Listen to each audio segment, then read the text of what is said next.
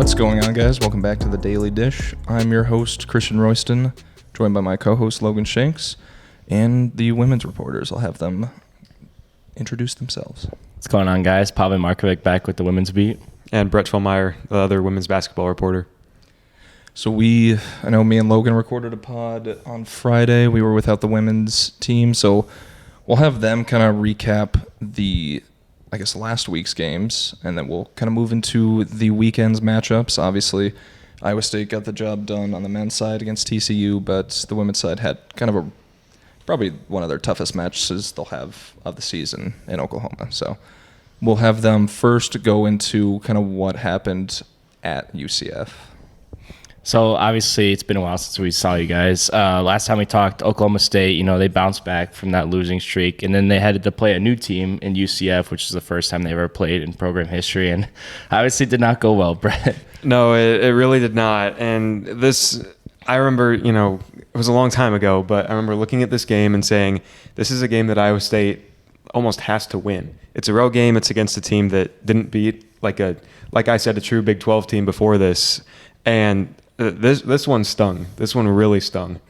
Yeah, it really didn't feel good. I mean, obviously you think that after beating Oklahoma State, you thought they'd be on a new winning streak. Even though it was on the road in Orlando, you think that they would beat one of the worser teams in the Big 12, but obviously couldn't get it done. And just even then, it's just like I'm just surprised, honestly.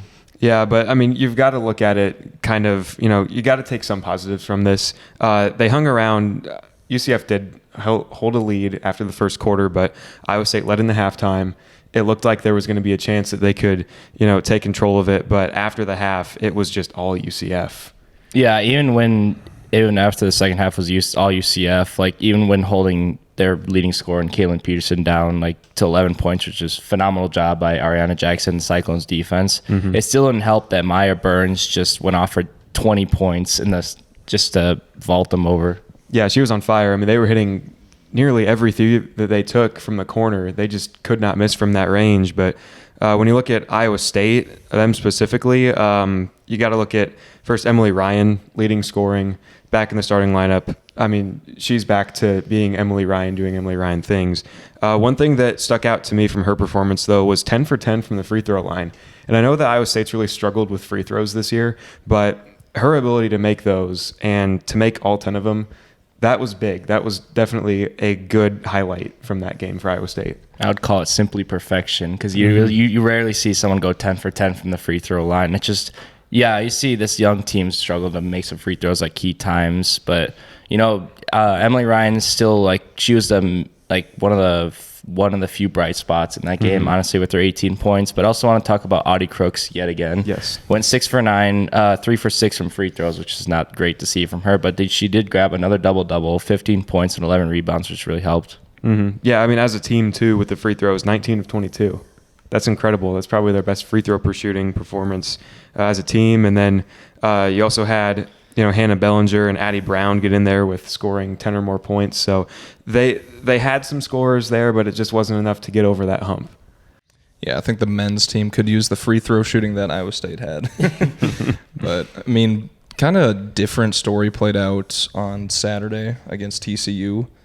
I would say definitely, if it's not their best defensive performance, probably top 3 this season. Yeah, and what was really surprising was they went to, they had already played TCU this year, and they, it was a pretty, they had a great defensive game against them the first time, forced 27 turnovers. This one, that while they did force a good amount of turnovers, they really barely won that battle, but they were contesting every shot. And even when, TCU honestly couldn't even put up that many shots in the first half.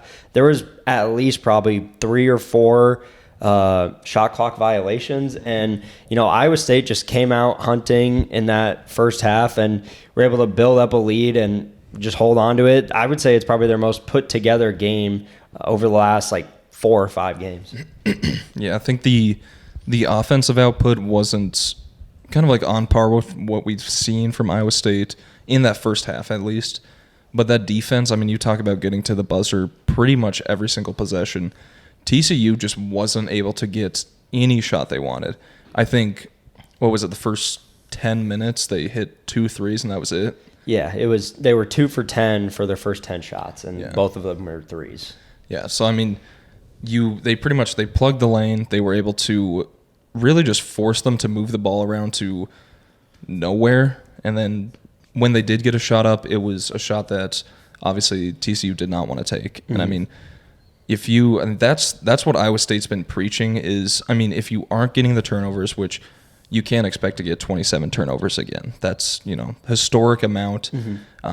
But if you aren't getting the turnovers, getting it to the buzzer is just as good as a turnover or forcing a bad shot. And we saw that early on. And you talk about the offensive output. I mean, what was really similar to the last couple of games that each team had their, good amount of runs in each half. And, TCU made it pretty competitive in that second half, and I believe brought it to 6 at one point pretty late. But I would say, held them off, and really similar to actually the women's UCF game. I thought that, every game from now on, especially at home, teams are going to come into Hilton, and Iowa State is on upset alert now. They're moved up to number 10 in the nation.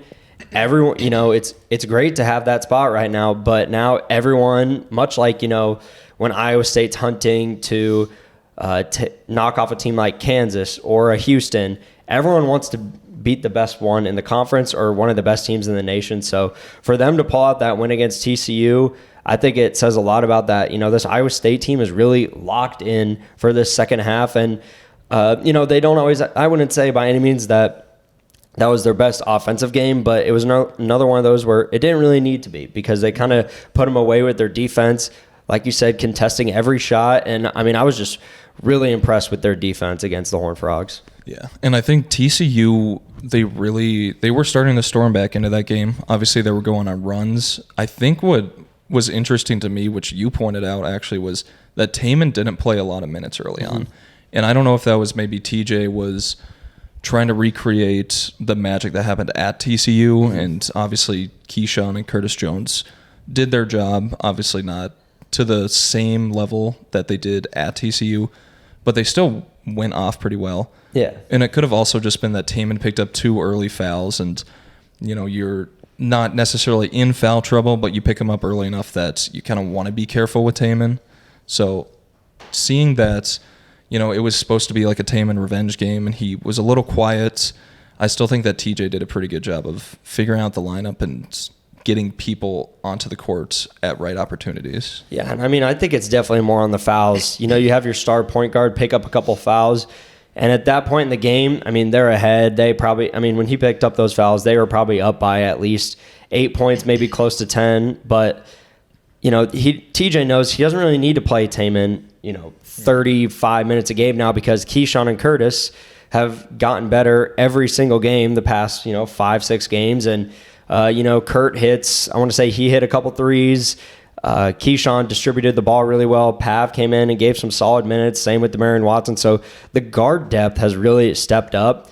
And I think, just kind of what I was saying, Taman doesn't need to be a guy now that plays 35 minutes every single game. You don't want to get him tired. And I think it was kind of just recreating the magic that they really had when they played him the first time. But, I would have been more upset if they were losing and Taman had only played 12 minutes in the first half or whatever it was. But, obviously, like I said, they didn't really need him to. And, just he's still kind of not really playing his best basketball, honestly. But if Taman, can bring his best basketball in March, I think that's all really Iowa State cares about. Yeah, I think it might be a combination of teams are starting to figure out Taman a bit, and also Taman's still kind of nursing that injury.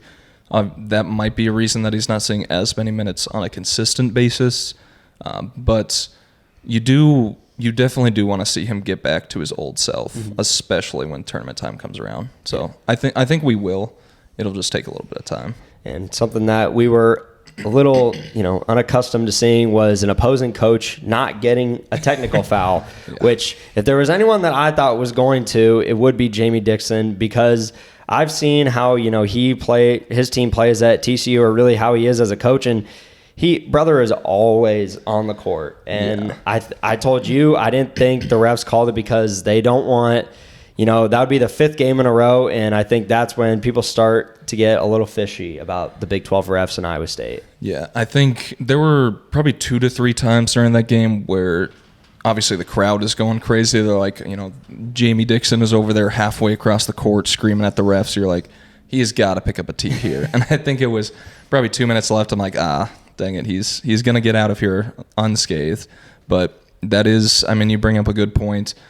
You can't give 5 opposing coaches in a row tees. Like, it's, although, Jamie Dixon probably should have at quite a few points in the game, he didn't necessarily do, I guess, enough to get a tee. It would have been somewhat of a soft tee. So you kind of want to play it safe, not start a narrative that if you go play Iowa State, you're going to pick up a tee and then just give up free points. So I respect what they were doing. Yeah, and kind of what you were saying, he didn't really do enough. I kind of agree. It was a little annoying to see that he's, keep going on the floor, going past the half-court line, whatever it was. But overall, this was a game where Iowa State didn't really need Jamie Dixon to get tossed. They handled them pretty well. And again, kind of like alluding back to what I was saying earlier, is this is a game where you look at it, you thought maybe, TCU could have a chance to upset Iowa State. I think really we've seen in this Big 12 conference this year, and we'll get to it more a little bit earlier, that any team can be on upset alert no matter what. But honestly, I think that game makes me believe more in, Hilton Coliseum and how Iowa State plays there. Yeah, at this point, I don't see a team coming into Hilton and upsetting Iowa State. It's just, we've seen so many good teams go in there and try that at this point, if Houston can't do it and Kansas can't do it, I don't see who can. And that was even a crowd against TCU where it was probably one of the most, quieter crowds that we've seen this year in Big 12 play. Yeah, by far. And I think, obviously Iowa State has, tough matchups on the road ahead of them. They still have a few opportunities to defend home, and I think you have almost guaranteed wins. I would say you can pretty much chalk them up at this point. Although, don't want to get ahead of myself. It is nice to have a place that, yes, those should be wins, so now they can focus on going on the road and picking up those upsets, obviously increasing their seeds as March rolls around. Yeah, I think I wrote in a column last week that of their last now 4, or at the time it was 5 home games, but now the last 4, I believe the only ranked opponent that they will play from now on is BYU. Yeah. So they have, be at home. So. Yeah, it'll be on their side. Well, the last ranked opponent at home. So but although Texas Tech is a team that is kind of they've been, if the rankings extended to like 28, they'd be in. Okay, well, just saying. It goes 25. But. Yeah, it does. They're on the cusp. No, they were. I think they were 25 last week, and then they split their games this week. So and they received like the 3rd most votes. So it's obviously you have to kick Texas Tech out after the few weeks that they've had. I think another thing, though, probably the last thing we'll talk about with TCU, Iowa State's ability to close games, we've kind of seen that come into fruition. Just this, I think, is what we wanted Iowa State to do. They've been able to close the game against Texas. They've closed the door against TCU now, and they almost did it against Baylor after being down by a bit, or quite a bit. So, that was something early on in Big 12 play that we were like, okay, Iowa State has not been able to finish games well, especially in that non-conference tournament.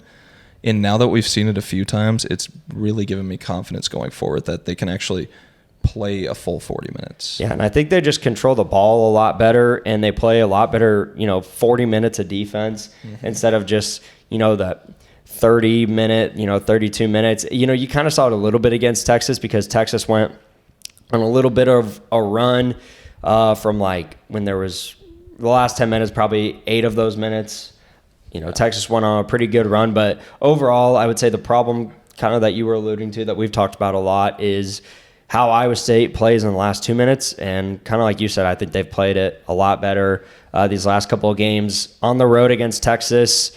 And like you said, another road matchup against Baylor where, they almost pulled it off. And, for them, they're hoping that they can continue to do that if they, get a big lead against Cincinnati today, since we're recording this on Tuesday. Yeah. So now that we're kind of past that, obviously the women's team played later at Hilton, although they had a much tougher task ahead of them as they played a very hot Oklahoma team. And I was going to say back to you guys about when you guys talked about players getting figured out. That's what happened on Wednesday with Audie Crooks against Oklahoma. I mean, every time you saw her trying to get post up in the paint, you see they draw a double team right away and they try and swing it and they're right there. Like, their defense was just phenomenal that night. Yeah, the offense really was centered around Audie Crooks, but so was Oklahoma's defense because, like you said, they double-teamed her pretty much every time. She wasn't able to get the shots up like she wanted to. I mean, when you look at it, Audie Crooks shoots 3 for 8. Usually she gets up probably twice as many shots as that and makes more than that. And she did lead scoring with 14 points. But when 8 of her points come from free throws, that's wild that Oklahoma was able to defend her the way that they were. Yeah, I find it odd, too, when you look at the Big 12 statistics in general. Like, Oklahoma is one of the worst teams statistically in giving up points on defense, but they're also one of the best in scoring offense. So, I mean, you saw it on Wednesday. They gave up 72 to Iowa State, so it's not really a surprise that they did, but also, like, you even saw it when they guarded Audie Crooks. Like, I honestly thought it would be, like, one of those, like, low-scoring games that, like, it would be, like, kind of a shock to Iowa State. Yeah, their offense, Oklahoma's offense, was just on it. I mean, scoring 86 points. I know that you were talking about that was the most points that Iowa State's given up to a Big 12 team this year. And for it to happen at home is kind of a big issue because entering that game, it looked like, you maybe thought about, okay, they lost on the road against UCF. They've got a bye week because they didn't play on Wednesday. Now they're back at home, a place that they hadn't lost a conference game. And you think, okay, maybe this is their chance to get a win, to get back on track. But I don't know, giving up 86 points, that stings. I know that 86 points doesn't help when Peyton Verhulst looked like Caitlin Clark out there. Right, Sometimes, right. I mean, she went 6 for 11 3-pointers. It just felt like I was watching Caitlin Clark again back in Hilton Coliseum. And she had 25 points, led OU's offense, but still, like, you can't really have this if you're Iowa State, being back at Hilton. You didn't suffer a home loss since they lost to Iowa back in, what was it, December, right? Yeah, early December. Back in early December, yeah. So, I mean, yeah, it just, even now, like, question, they get to host K-State on Wednesday, and like, we really got to think that the Hilton crowd, like, will it help towards that too? And then another part of the Hilton crowd when you talk about that is it was the alumni game too. You had all these former players in there, and looking at it, I think this was the first game that they had over 10,000 fans besides the sellout for the Cyhawk game. So, I mean, the crowd support was there. It just, they couldn't execute it. They couldn't. The Hilton Magic was 100% there, 100% behind them, but they just I think they caught Oklahoma at the wrong time because Oklahoma's last loss was January 10th to Kansas State. They've won 8 games, including that Iowa State game in a row now, and their road record, I mean, it speaks for itself too. Adding that Iowa State win to Oklahoma's resume, they're 7-1 on the road.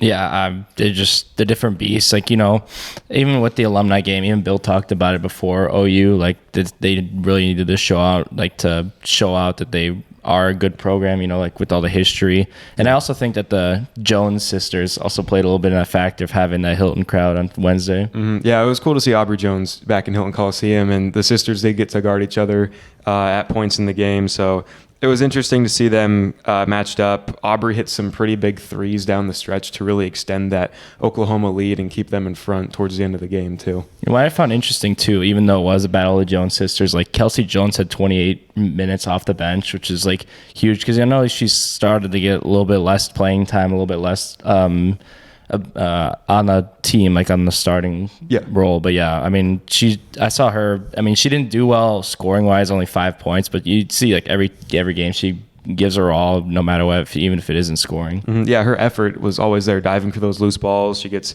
5 rebounds. She had a block. She was one of just 3 players to have a block that game, but the fact that she's going after it every game, I think that this one there might have been a little bit more motivation knowing that, you're playing against a family member too. And I also wanted to talk about another player who had been struggling previously, but also, I mean, kind of had a nice night. Naidu, obviously, she reached double-digit points, got 10 points in this game on 4-2 shooting, 2 of 5 from 3. But either way, I mean, you saw Naidu had to go on the bench for a little bit. You saw, like, even with Emily Ryan's return, Bill tried to shake up the lineups a little bit. But it's good to see her that she did contribute to this game, even though it was a loss. Right, yeah, it was definitely good to see. And the fact that she made it back to the starting lineup is a good sign as well. You know, speaking of Oklahoma, I actually had them in our Big 12 rankings as my team of the week for the men's side, because not a lot of teams have been able to do it, you know, since Big 12 play is starting to, you know, warm up and get into the heat of things. But Oklahoma went 2-0 this week. One of them against, you know, Oklahoma State, which was kind of a layup. But, you know, just kind of getting into our Big 12 play talk, they beat a team like BYU by 16, I want to say it was, at home. So they've impressed me. There's been a lot of teams that have been impressed me. We were just talking off camera about how many teams are going to make the Big 12 or going to make the NCAA tournament from the Big 12. I'd probably say 8. I wouldn't be surprised maybe one more sneaks in though. Mm-hmm. I mean, you have 6 teams right now from the Big 12 that are ranked, with 4 of them in the top 15. Mm-hmm. And along with that, I mean, you have a couple that are sitting just outside. You have pretty much every team but the bottom 3 sitting at 15 wins right now. So, I mean, we were talking about how that 20-win mark is kind of where you need to be. Mm-hmm. And at this point, you can see quite a few teams reaching up to that 18 pretty easily. Mm-hmm. I mean, Iowa State right now, who, you know, maybe a little biased, but I had them as my team of the week just because of what they did on the road and at home. But they're at 18 wins, and they just need 2 more to kind of lock up that, we'll just call it like the tournament sweet spot amount of wins. Yeah, and when it comes to the Big 12 tournament, I bet even if Iowa State doesn't win the Big 12 tournament, which I don't really know if they will, I wouldn't really pick them to right now, but they're probably still going to go into the tournament or the NCAA tournament with 24, 25 wins. I mean, that's really impressive. That would be the most that Altenberger has had, I believe, since being here. So, but in terms of the Big 12, you've still got teams like Kansas, who I don't know what to think about. They consistently might get good wins, and then they will the next game have a bad win. Last night, you know, they play another Monday game where they only score 50 points, 50 against Texas Tech, who has been kind of on a downfall recently. Yeah, don't even get me started on Kansas. We do our rankings Mondays before the Monday games, and they do release Tuesdays. So we do account for, we kind of expect Kansas to win their Monday games because obviously they play teams that they should beat on Monday. Mm-hmm. Obviously the last 2 Mondays they have not. I'm still in the boat that I think Kansas is a good team. I think they are still near the top of the Big 12. Although it seems like they just are asleep at the beginning of the week. So I think they'll go in. I think they play BYU, I want to say, next. I think so. And I think they'll win that game, and then they'll probably lose their next start of the week game and then win their next weekend game. This just seems to be what Kansas is doing at this point. And I think you also kind of have to give some slack to Kansas, though, a little bit. We can dog on them all we want, but, you know, they did play on Saturday, and then they had to play on Monday. Yeah. So that is something that, I mean, if Iowa State... And on the road. Yeah. Both games were on the road. And on the road. And I want to say, that Iowa State would do that. I mean, Iowa State probably drops a game if they have to play another one just 2 days later. We saw how they did in the, early non-con tournament when they had to play, back-to-back games, and they dropped those. So, but in terms of that, moving off Kansas a little bit, I think, with Texas Tech getting that win over them, that might bolster them a little bit for me, because I thought they were on a bit of a downfall after starting Big 12 play. I want to say 5-1. And then some other teams I want to talk about is also BYU, who I think is still kind of sneaking in there as one of probably one of the better offenses in the Big 12. Mm-hmm. And then Houston just really cementing themselves as that number 1 spot in the Big 12, because I think their defense has just been amazing, really, ever since losing to Iowa State. Yeah, I think if you want to do well in the Big 12, obviously defense is key, and Houston has proven that they're probably the best defense. I'll give them the edge over Iowa State at this point. Mm-hmm. But yeah, you talk about Texas Tech. I was kind of low on Texas Tech. I mean, they their only win in like the last couple of weeks was against UCF. They just hadn't looked like that 5-1 Texas Tech. And then they get the job done at home against Kansas. And I think I had them probably around the 7 mark. And you know what? I'm kind of regretting that. I think they probably should have been up higher for me. But I did give the edge to BYU. Of course, you know, you talk about BYU being really good. And, of course, Oklahoma having their good week.